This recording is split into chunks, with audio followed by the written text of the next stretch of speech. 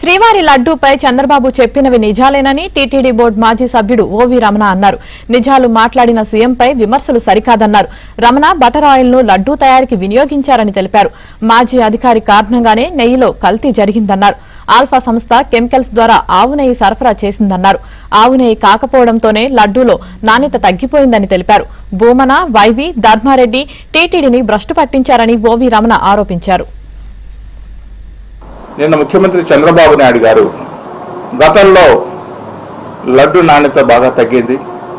లడ్డు నాణ్యత తగ్గడానికి ముఖ్యమైన కారణం నెయ్యి. ఆ నెయ్యి ఏ నెయ్యి అయితే వాడాలో స్వచ్ఛమైన ఆవు నెయ్యిని మాత్రమే ప్రసాదాల తయారీకి ఉపయోగించాలి అని దిట్టంలో ఉంది, శాస్త్రంలో ఉంది, అది టీడీలో ఉంది.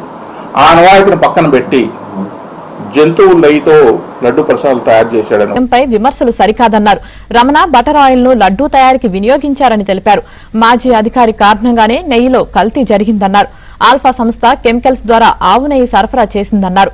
ఆవు నెయ్యి కాకపోవడంతోనే లడ్డూలో నాణ్యత తగ్గిపోయిందని తెలిపారు. భూమన, వైవి, ధర్మారెడ్డి టీటీడీని భ్రష్టు పట్టించారని ఓవి రమణ ఆరోపించారు. నిన్న ముఖ్యమంత్రి చంద్రబాబు నాయుడు గారు గతంలో లడ్డు నాణ్యత బాగా తగ్గింది. లడ్డు నాణ్యత తగ్గడానికి ముఖ్యమైన కారణం నెయ్యి. ఆ నెయ్యి ఏ నెయ్యి అయితే వాడాలో స్వచ్ఛమైన ఆవు నెయ్యిని మాత్రమే ప్రసాదాల తయారీకి ఉపయోగించాలి అని దిట్టంలో ఉంది, శాస్త్రంలో ఉంది, అది టీడీలో ఉంది. ఆ అణవాయితీని పక్కన పెట్టి జంతువుల నెయ్యితో లడ్డు ప్రసాదాలు తయారు చేశాడని